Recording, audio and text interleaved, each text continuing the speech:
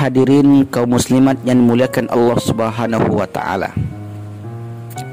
Bagaimana cara seorang muslim, yang terkhususnya seorang muslimah, mewujudkan keinginan bersama suaminya di surga kelak?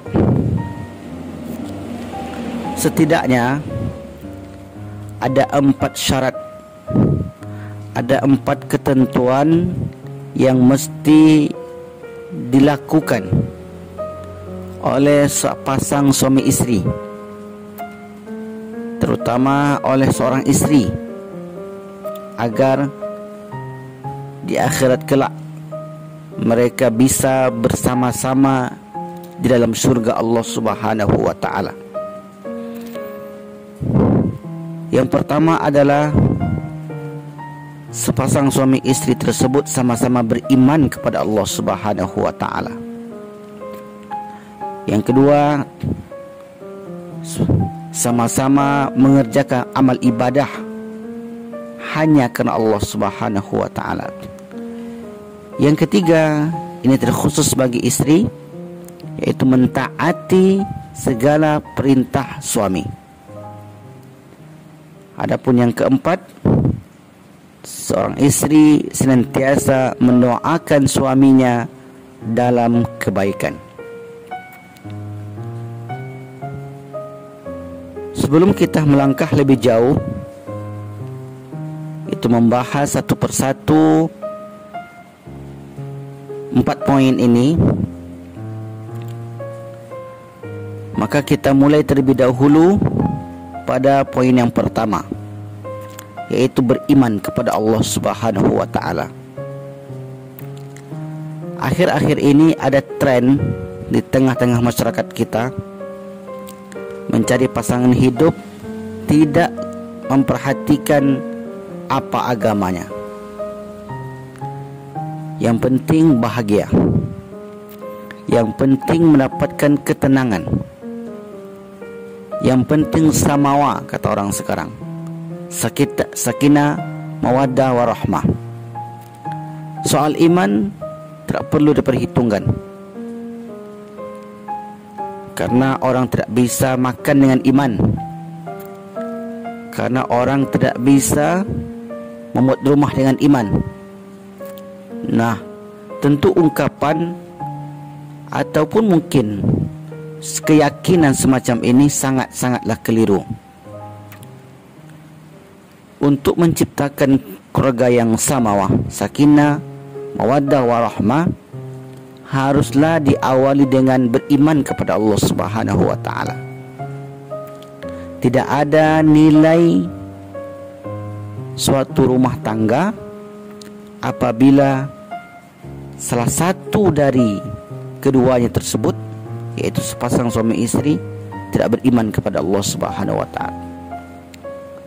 Terutama lagi seorang suami tidak beriman kepada Allah. Tentu apabila suami tidak beriman kepada Allah Subhanahu wa taala, ia tidak akan bisa mengarahkan istrinya untuk mengerjakan apa-apa yang di dalam apa-apa yang dibawa oleh Nabi besar Muhammad sallallahu alaihi wasallam. Maka oleh karena itu, syarat mutlak pertama yang harus dipenuhi oleh sepasang suami istri agar bisa bersama-sama dengan suaminya di dalam surga kelak adalah sang suami ataupun sang istri sama-sama beriman kepada Allah Subhanahu wa taala. Di dalam Al-Quran diceritakan bahwa ada sepasang suami istri yang mana istrinya tidak beriman kepada Allah Subhanahu wa taala, dan ada pula suaminya tidak beriman kepada Allah Subhanahu wa taala. Siapa istri yang tidak beriman kepada Allah Subhanahu wa taala tersebut?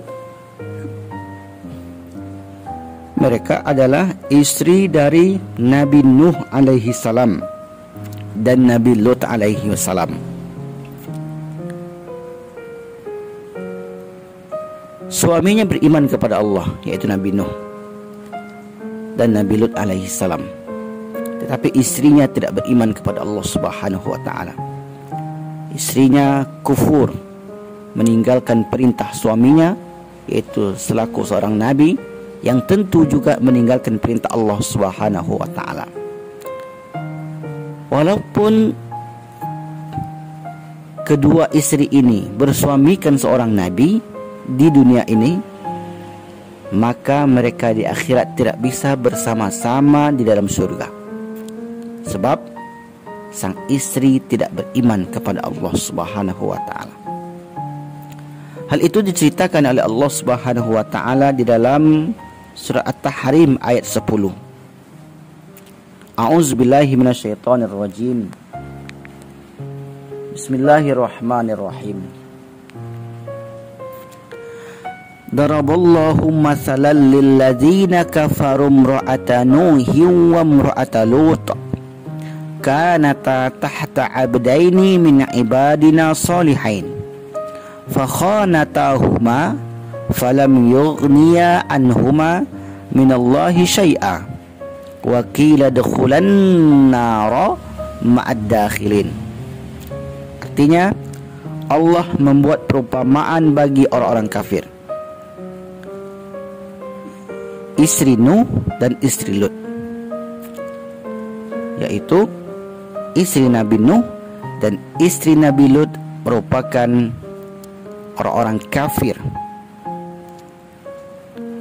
Keduanya berada di bawah pengawasan dua orang hamba yang soleh di antara hamba-hamba kami, yaitu kedua istri tersebut berada di bawah pengawasan Nabi, yaitu Nabi Nuh dan Nabi Lut alaihi wassalam. Lalu kedua istri tersebut berkhianat kepada kedua suaminya. Makna khianat adalah tidak beriman kepada ajaran mereka. Tetapi keduanya itu tidak dapat membantu mereka sedikit pun dari siksa Allah. Artinya, mereka, para nabi tersebut, tidak bisa membantu istrinya itu untuk menjauhkannya dari siksa Allah Subhanahu wa taala di dunia dan juga di akhirat kelak. Walaupun dia seorang istri Nabi, Nabi Nuh dan Nabi Lut alaihissalam tidak bisa menolong istrinya tersebut dari siksaan Allah Subhanahu wa taala, disebabkan karena tidak beriman dengan ajaran yang dibawanya. Dan dikatakan kepada kedua istri itu, yaitu dikatakan kepada istri Nabi Nuh dan istri Nabi Lut, masuklah kamu berdua ke dalam neraka bersama orang-orang yang masuk neraka. Siapa orang-orang yang masuk neraka tersebut? Mereka adalah orang-orang yang kafir kepada Allah Subhanahu wa taala. Maka dengan tegas Allah Subhanahu wa taala mengatakan, wahai istri Nuh, wahai istri Lut, kalian berdua masuklah ke dalam neraka bersama orang-orang kafir. Nah, ini merupakan sebuah contoh di dalam kehidupan nyata kita yang diabadikan oleh Allah Subhanahu wa taala di dalam Al-Qur'an, bahwa keimanan merupakan pemisah antara orang-orang muslim dengan orang-orang non-muslim. Walaupun sang suami itu soleh, berbakti kepada Allah Subhanahu wa taala, mengerjakan segala perintah-perintahnya, namun sang istri tidak beriman kepada Allah Subhanahu wa taala, maka bagaimana mungkin sang istri tersebut bisa bersama suaminya di dalam surga?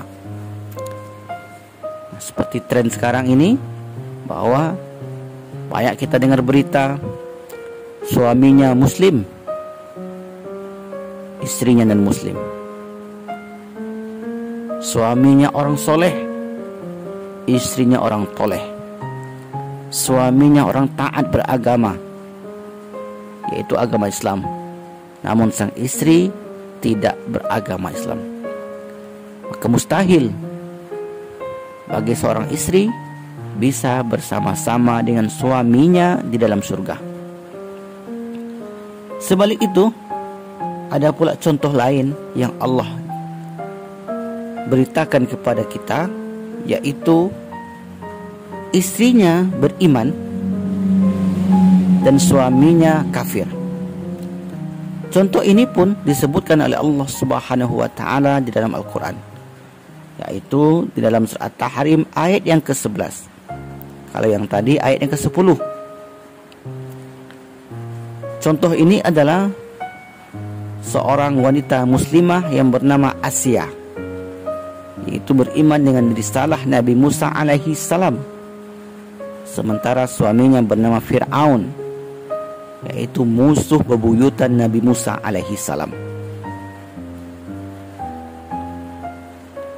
Kedua-duanya sama-sama mati, sama-sama menghadap Allah Subhanahu wa taala.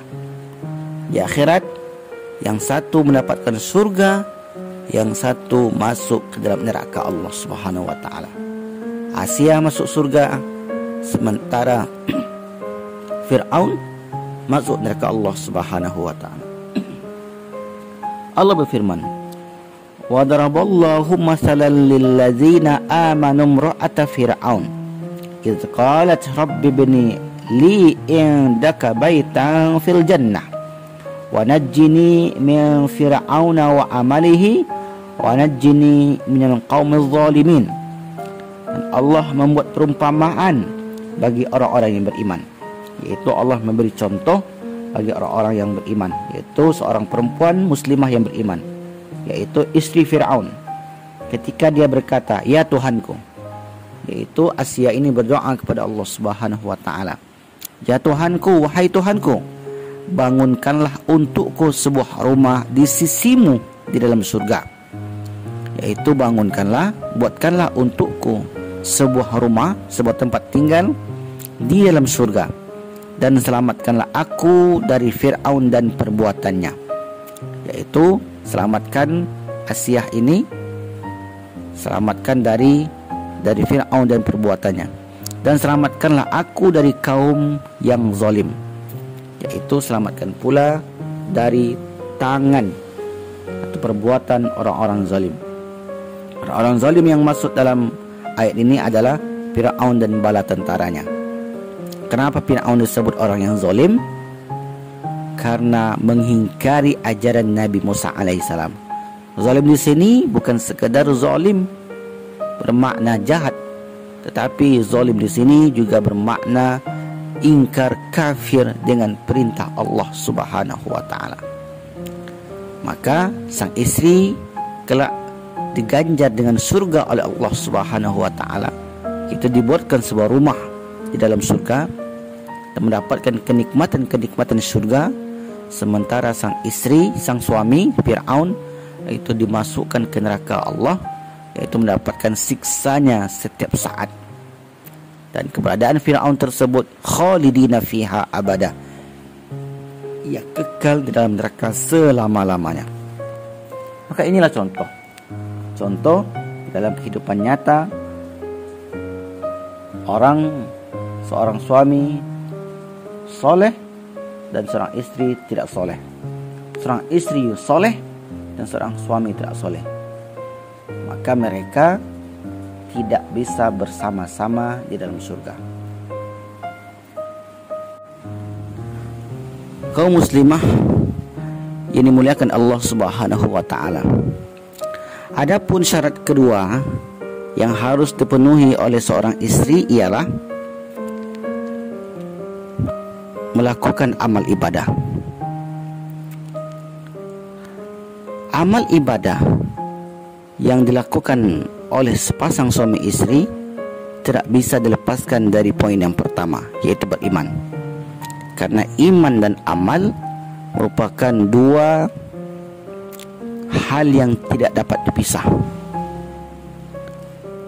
Ia ibarat mata uang, satu dengan yang lainnya saling melengkapi. Kalau ada orang beriman saja namun tidak beramal soleh, itu sia-sia. Dan jika ada orang yang beramal saja namun tidak beriman, itu pun tidak ada nilainya di sisi Allah Subhanahu wa taala. Misalnya ada orang yang baik sekali, banyak membantu fakir miskin, panti jompo, pesantren-pesantren, dan pendidikan umum lainnya.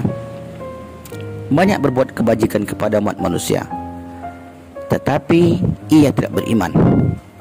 Maka seluruh kebajikannya itu haba'an mansura, kelak bagaikan debu yang berterbangan, tidak ada nilainya, tidak ada keistimewaannya di sisi Allah Subhanahu wa taala. Maka suatu ungkapan yang sangat keliru sekali, bahwa ada yang mengatakan yang penting berbuat kebajikan, mengenai apa agamanya bukan soal. Maksudnya adalah yang penting kita ini berbuat baik, apapun agamanya itu tidak penting. Kristen kah dia, Buddha kah dia, Katolik kah dia, Protestan kah dia, apapun agamanya tidak penting. Yang penting adalah berbuat baik. Maka ini suatu ungkapan yang sangat keliru. Hati-hati kita jangan sampai terpengaruh bahwa sebenarnya dalam beragama ini adalah iman yang penting. Kemudian setelah beriman kita melakukan amal soleh berdasarkan keimanan yang telah ada di dalam dada kita. Allah Subhanahu wa taala berfirman, A'udzubillahi minasyaitonirrajim. Walladzina amanu wa amilus solihat ulaika ashabul jannah hum fiha khalidun. Artinya, dan orang-orang yang beriman, yaitu pada poin pertama tadi, yaitu dia telah beriman kepada Allah Subhanahu wa taala. Wa amilus solihat, dengan imannya itu ia melakukan amal soleh, amal kebajikan. Mereka itu penghuni surga. Maka mereka itulah orang-orang yang layak masuk dalam surga Allah Subhanahu wa taala. Mereka kekal di dalamnya. Yaitu seorang suami mengerjakan amal soleh, seorang istri pun mengerjakan amal soleh, maka kedua-duanya itu layak bersama-sama di dalam surga Allah Subhanahu wa taala. Tapi jika sebaliknya, seandainya hanya seorang istri saja yang beramal soleh, sementara sang suami tidak melakukan amal soleh, maka mereka mungkin sama-sama masuk surga, karena mereka sama-sama beriman kepada Allah Subhanahu wa taala. Tetapi amal itu adalah penentu dari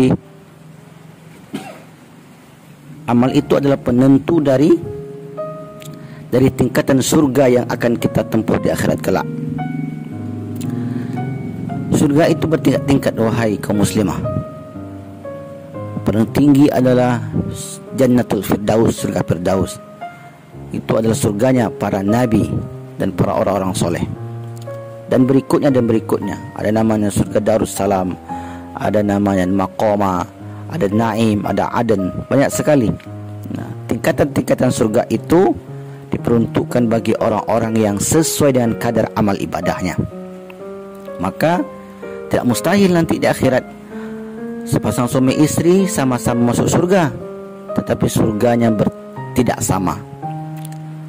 Mereka tidak ketemu, mereka tidak berjumpa, disebabkan yang satu ternyata banyak melakukan amal soleh semasa hidup di dunia, yang satu lagi ternyata sedikit mengerjakan amal soleh.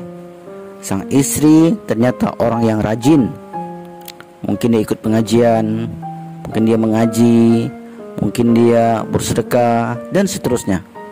Tapi sang suami tidak pernah sholat, tidak pernah mengaji, tidak pernah bersedekah, banyak melakukan kemaksiatan. Bagaimana mungkin mereka kelak bisa bertemu di dalam surga? Maka oleh karena itu, mestilah seorang istri yang taat kepada Allah Subhanahu wa taala mengingatkan suaminya untuk terus melakukan amal ibadah. Nah, bagaimana caranya agar amal ibadah kita itu seimbang, agar nanti surganya itu juga sama? maka seorang istri harus selalu menasihati suaminya. Mana tahu di antara kita ini ada yang suaminya jarang sholat, ada yang jarang bersedekah, ada mungkin yang tak pernah ikut majelis taklim. Sementara sang istri rajin ikut majelis taklim, rajin ikut kegiatan sosial, rajin ikut membantu program penyelamatan fakir miskin, duafa dan yatim piatu. Tapi sang suami tidak pernah ia bawa. Maka ini jangan sampai terjadi. Seorang istri harus senantiasa mengajak suaminya untuk terus bersama-sama, bersama-sama di dalam suka, bersama-sama di dalam duka, bersama-sama solat, bersama-sama mengikuti majelis taklim, bersama-sama membantu fakir miskin, bersama-sama membina biduk rumah tangga. Maka apabila hal itu dilakukan oleh seorang istri, insyaallah ta'ala ia akan bersama suaminya di dalam surga kelak. Ada hadis yang menceritakan bahwa ketika sang istri terbangun mengerjakan salat tahajud pada malam hari, maka kewajiban bagi dia untuk membangunkan sang suaminya. Atau sebaliknya, ketika sang suami terbangun pada malam hari, maka kewajiban bagi suami untuk membangunkan istrinya. Kenapa mesti demikian? Karena untuk mendapatkan keseimbangan dalam beramal, yaitu nantinya amal inilah yang akan menentukan kedudukannya di surga kelak.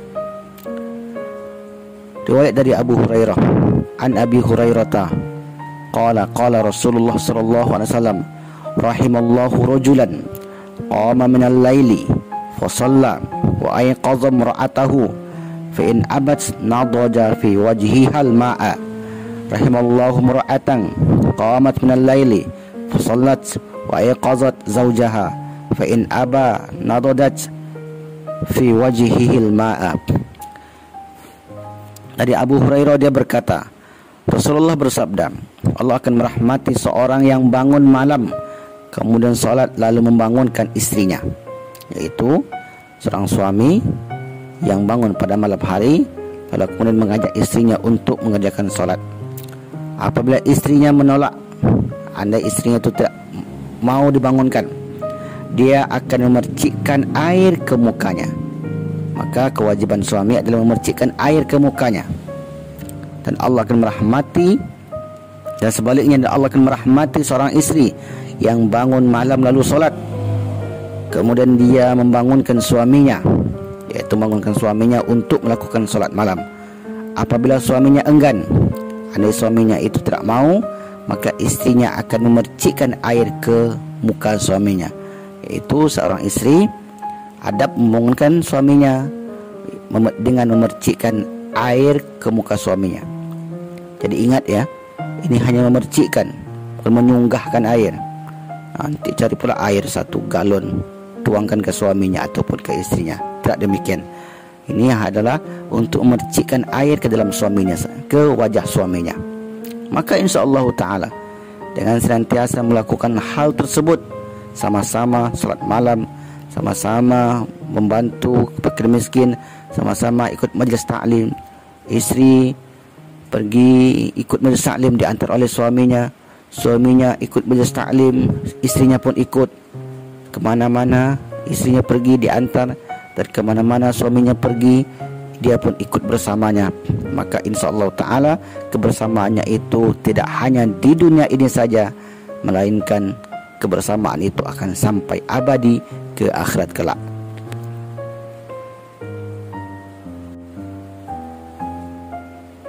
Para hadirin yang dimuliakan Allah Subhanahu wa taala.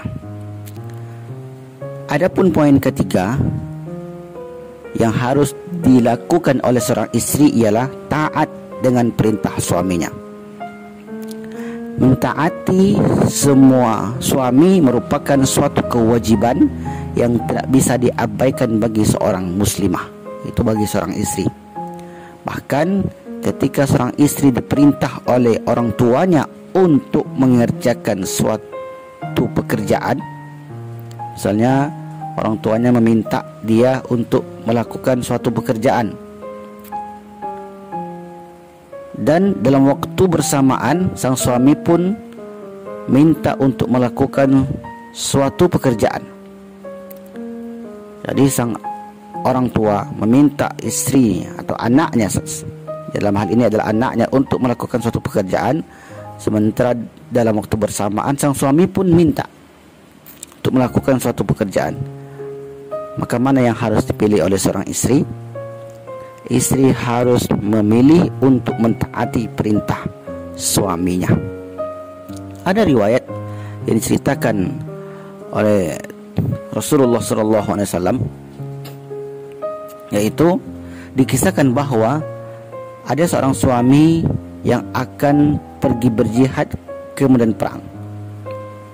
Sebelum sang suami ini berangkat ke medan perang, ia berpesan kepada istrinya untuk tidak meninggalkan rumah sampai ia pulang.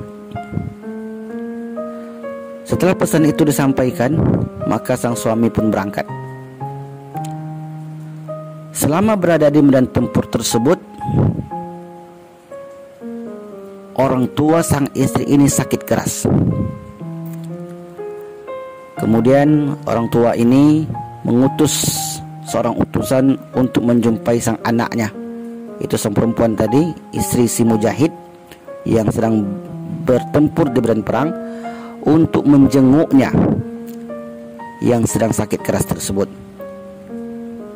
Kemudian ketika delegasi utusan ini sampai kepada rumah anaknya, dikatakan bahwa, wahai fulana, ibumu sedang sakit, maka ia diminta untuk dijenguk.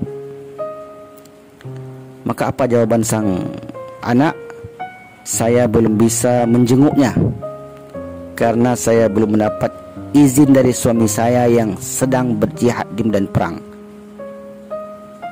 Maka utusan itu pun kembali ke rumah tanpa membawa anak sang ibu tersebut. Kemudian keesokan harinya, utusan ini pun kembali lagi menyampaikan kabar yang sama, bahwa sang ibunya semakin parah sakitnya. Sampaikan kepada dia untuk dijenguk. Namun ternyata jawaban sang anak sama seperti jawaban sebelumnya. Ia tidak bisa datang karena suaminya belum pulang dari medan perang, yaitu belum mendapat izin dari suaminya. Kemudian utusan ini pun kembali lagi ke rumah tanpa membawa anak tersebut. Pada keesokan harinya, datang lagi utusan ini mengabarkan bahwa sang ibu telah meninggal dan minta kepada anaknya untuk menengok yang terakhir kalinya sebelum dimakamkan. Namun ternyata sang anak ini pun tidak bisa keluar rumahnya disebabkan belum mendapat izin dari sang suami. Kemudian sang ibu ini pun dikubur dan disampaikanlah berita ini kepada Rasulullah SAW. Apa kata Rasulullah? Bahwa sang istri itu adalah penghuni surga, dan suaminya pun penghuni surga, dan ibunya itu pun penghuni surga. Masya Allah, indah sekali kehidupan dalam Islam ini. Dan ternyata ketaatan seorang istri kepada suaminya sungguh luar biasa. Seorang istri yang soleha tidak akan mau melakukan apapun tanpa atas izin suaminya.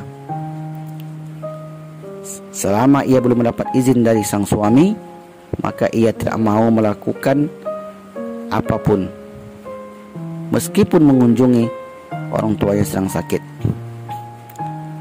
Berkenaan dengan perintah ini,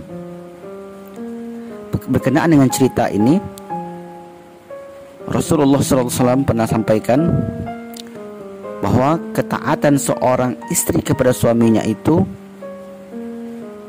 sangatlah besar. andai seorang istri boleh sujud kepada sang suaminya,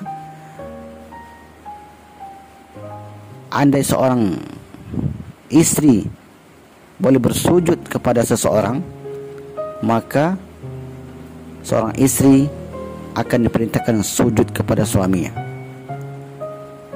Rasulullah bersabda, qala fala taf'alu law kuntu amiran ahadan ayasjuda li ahadin la amartun nisaa ayasjudna li azwajihinna lima ja'alallahu lahum alaihinna minal haqq. Beliau bersabda, jangan kalian lakukan. Seandainya aku boleh memerintahkan seorang untuk sujud kepada seseorang, niscaya aku perintahkan para wanita agar bersujud kepada suami-suami mereka, karena hak yang telah Allah berikan atas mereka. Hadis ini, kata para ulama, merupakan isyarat ketaatan kepada suami itu tidak bisa ditawar. Dan sebenarnya ketaatan kepada suami itu adalah ketaatan kepada Allah Subhanahu wa taala. Kalau ada ungkapan mengatakan atau hadis mengatakan surga seorang anak itu berada di telapak kaki ibunya, maka itu benar. Terus kenapa sang anak tadi tidak mau datang kepada ibunya sedang sakit, sementara surga itu berada di telapak kaki ibunya? Tapi ingat, ada hadis lain yang mengatakan bahwa surga anak terletak pada kaki orang tuanya, kaki ibunya, dan surga istri terletak pada suaminya. Rasulullah bersabda, an Husain ibn Mihsan an ammahu lahu atat Nabi sallallahu alaihi wasallam fi hajatin fa faragat min hajatiha fa qala laha Nabi sallallahu alaihi wasallam azatu zaujin anti, qalat na'am, qala kaifa anti lahu, qalat ma aluhu illa ma ajastu anhu, qala fanzuri aina anti minhu fa innama huwa jannatuki wa naruki. Dari Al-Husain bin Mihsan bahwa bibinya pernah mendatangi Nabi Muhammad SAW untuk suatu keperluan. Setelah urusannya selesai, Nabi SAW pun bertanya kepadanya, apakah kamu mempunyai suami? Ia menjawab, ya. Beliau bertanya lagi, bagaimanakah sikapmu terhadapnya? Ia menjawab, saya tidak pernah mengabaikannya kecuali terhadap sesuatu yang memang aku tidak sanggup. Beliau bersabda, camkanlah, yaitu beliau bersabda kepada bibinya ini bahwa akan posisimu terhadapnya, yaitu camkanlah wahai bibiku terhadap posisimu dengan suamimu. Sesungguhnya yang menentukan surga dan nerakamu terdapat pada sikapmu terhadap suamimu. Artinya surga dan neraka seorang istri tergantung dengan sikapnya terhadap suaminya.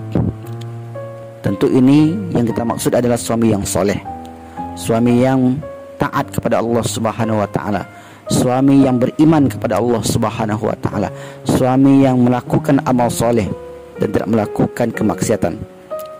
Maka ketaatan seorang istri merupakan terhadap suaminya merupakan surga untuknya, dan kekufuran seorang istri terhadap suaminya merupakan neraka untuknya. Akhir dewasa ini sering kita lihat seorang istri yang kufur terhadap suaminya. Banyak kenikmatan, banyak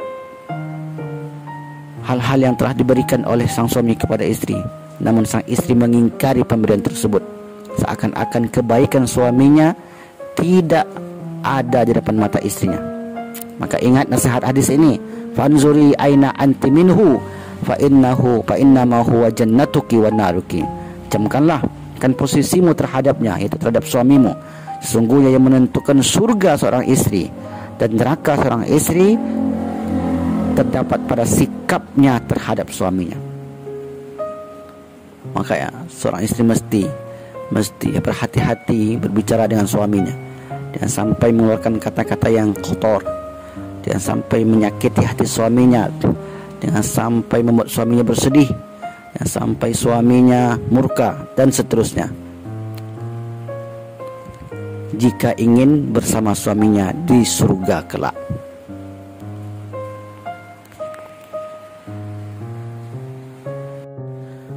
Para hadirin kaum muslimah yang dimuliakan Allah Subhanahu wa taala.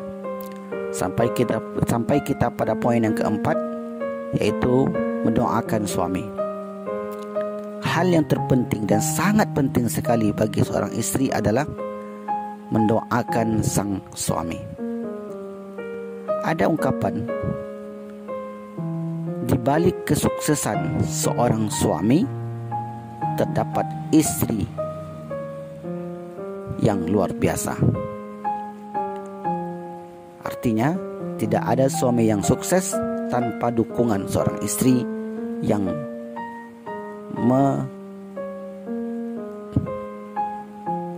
tidak ada kesuksesan seorang suami tanpa dukungan seorang istri.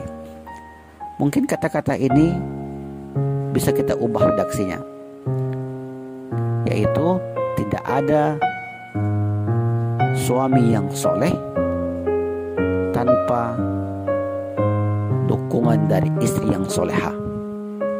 Tidak ada suami yang berhasil membawa kepada surga tanpa doa seorang istri yang soleha. Istri yang soleha ini sangat mustajab doanya di sisi Allah Subhanahu wa taala.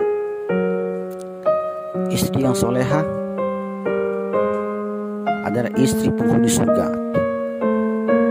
Maka dalam hadis sebutkan, wa khairun nisa, itu sebaik-baik perempuan adalah al-mar'atu as-salihah, yaitu wanita soleha yang senantiasa berbakti kepada suaminya. Maka oleh karena itu, jangan lupa mendoakan suami kita. Setiap saat, setiap detik ketika suami kita bekerja di luar, doakan mereka agar mendapatkan keselamatan. Ketika jauh dari kita, doakan mereka agar mereka terjaga dari segala fitnah dan maksiat. Ketika sang suami tidak bersama-sama dengan kita, minta kepada Allah Subhanahu wa taala agar diselamatkan dalam segala tugasnya, dalam segala kewajibannya, dalam segala apa yang dikerjakan di luar sana. Banyak seorang suami yang tergelincir ketika keluar dari rumahnya. Bisa jadi sebabnya seorang istri tidak memperhatikan keinginan suaminya. Seorang istri tak menyelipkan nama suaminya di balik doanya. Betapa banyak orang yang sukses pula ternyata disebabkan seorang istri yang senantiasa mendoakan kebaikan terhadap suaminya. Maka oleh karena itu, kaum muslimah yang dimuliakan Allah Subhanahu wa taala, doa ini adalah senjata bagi seorang beriman. Ad-du'a'u husnul muslim. Itu doa adalah senjata bagi orang beriman. Tidak ada senjata yang terampuh bagi orang beriman melainkan doa. Maka sebaik-baik doa adalah doa istri soleha untuk sang suaminya. Mudah-mudahan apa yang kita pelajari pada sore ini, mudah-mudahan apa yang kita pelajari pada pagi ini bermanfaat bagi kehidupan kita. Maka sebagai kesimpulan adalah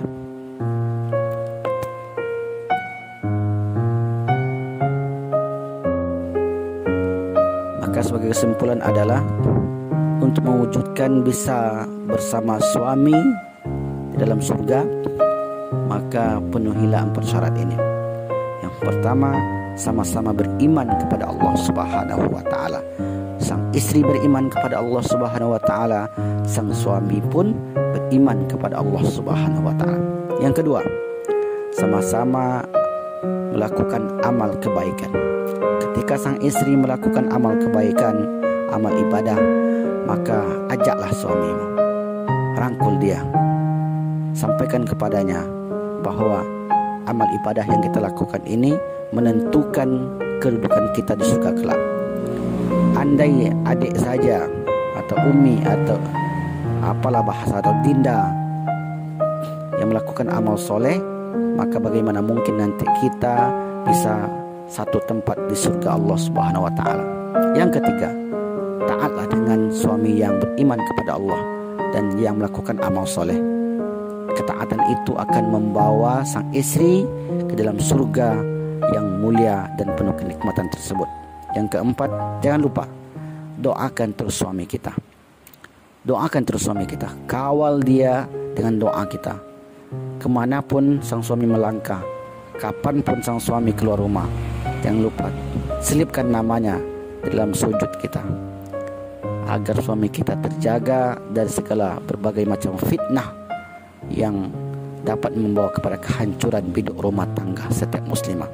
Wallahu a'lam bishawab. Mungkin itu yang dapat kami sampaikan. Mudah-mudahan ini bermanfaat bagi kita semua. Saya berharap kepada kita semua, insyaallah taala, setiap yang mendengar kajian ini kelak di akhirat bersama suaminya di dalam surga yang penuh kenikmatan. Sekian yang dapat kami sampaikan.